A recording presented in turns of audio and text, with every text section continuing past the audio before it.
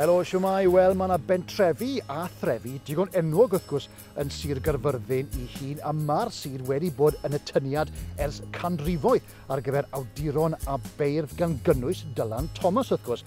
Felly heddiw, I fi wedi dod I dre bach digon unigryw Talachar, ddim yn bell o Gaerfyrddin.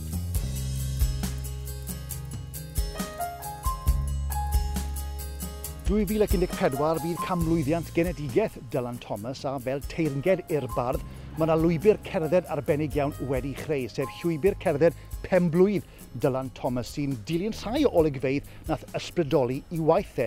A chi'n bo hir, byddwn ni'n cwrdd ar gŵr fydd yn gyfrifol am y llwybr hynny. Felly fel sgrifennodd Thomas yn dan y wenallt wrth gwrs, to begin at the beginning, neu yn Gymraeg, I ddechrau ar y dechreuad. Felly panta ni. Y mae dar cyntaf y llwybr arbennig yma yn mynd ochr yn ochr â'r castell sy'n dyddio nôl i'r 15fed ganrif. Disgrifiwyd y castell gan Thomas fel un mor frown yr tylluanod, a gyda'r creu'r glas yn ternasu yn yr aber, mae'r llwybr yn gyflwyniad perffaith I brydferthwch unigryw Talchar. Cyn bo hir fyddewch I'r grisiau serth sy'n arwen I fyny at y shed sgrifennu enwog sydd I chael ei hadnewyddu a'i chadw yn union fel y gyroddau pan oedd Dylan Thomas yn gweithio yma. Ac yna I lawr tuag at yr adeilad mwyaf iconig yn Halachar, lle ysgrifennodd Thomas peth o'i waith mwyaf adnabyddus.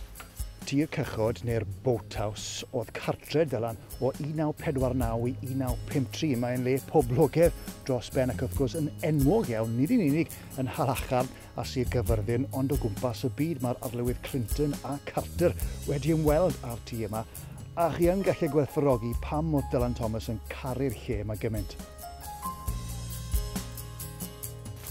Mae'r llwybr yn dod yn rhan o lwybydd arfordir Cymru wedyn, trwy'r coedwigoedd hudolus, y ceie agored, ochr yn ochr ac aber y taf.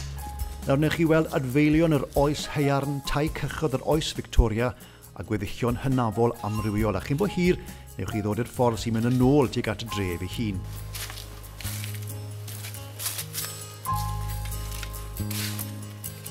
Ond yn gyntaf, dilynwyr Dylan Thomas yn y beidio, rhaid ymweld â'r eglwys a chodwyd yn y 10th ganrif ar 10, lle mae Pererinion o 4 ban byd yn dod I dalu teyrnged I un o feirdd mwyaf Cymru. Mae'n tipyn o le. Ac wrth gwrs, fe dath corff Dylan Thomas nôl o Efrog Newydd ar ôl I farwolaeth I gael ei gladdu fan hyn y fel, welwch chi, croes symlwen yn dynodi fe, a chladdwyd Caitlin me hefyd I wraig wrth gwrs yn 1994. Felly mae'r llwybr yn parhau ar y ffordd hynafol ac ar hyd y strydoedd tuag at y sgwâr a'r corsydd, ond mae'r castell a'i fynedfa oddi ar y brif ffordd yn sicr yn y tyniad gwerth I gweld. Wrth gerdded yn ôl trwy'r dref a heibio cerfyn arall o fab enwoca'r dre, mae ail hanner llwybr yn ymdroechi tuag at Bryn San John. Nawr gan adael y castell ar dref tu ôl I mi, dyma lle mae'r llwybr arbennig yma yn troechi trwy'r goedwig enwog, Milkwood. A fi'n mynd I gyfarfod ar dyn sy'n gyfrifol am llwybr penblwydd Dylan Thomas. Well, I created it 2 years ago. It's based on Poem in October, one of Dylan's first place poems about his love of Larne, Right. where he wakes up in the morning on his 30th birthday and walks from the boathouse down there up to the shoulder of Sir John's Hill, where we're standing now.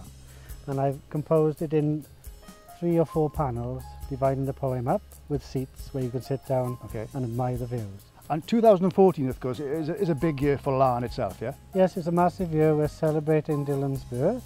It's 100 years. And there's no better way, may I say, to come to Larne and do the birthday walk to celebrate Wales's greatest poet. Ac os newch chi gerdded y llwybr ar eich penblwydd, wel fyddwch chi'n derbyn cwdyn o chips, peint a mynedfa I dir cychod ar cyfan am ddim. Felly parhawch I gerdded I fyny at y man uchaf, mwynhewch y golegfeydd bendigedig, a chi mwy hir fyddwch chi nôl ar y llwybr lle ddechreuwch chi, sy'n arwen nôl at y castell, y sgwâr a'r dref unigryw hon.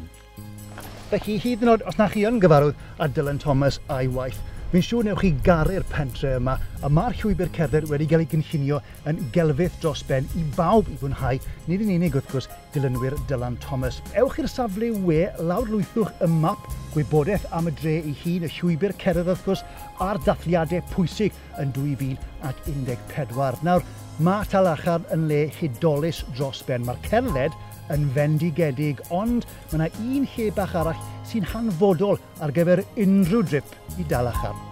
Gwesty Browns.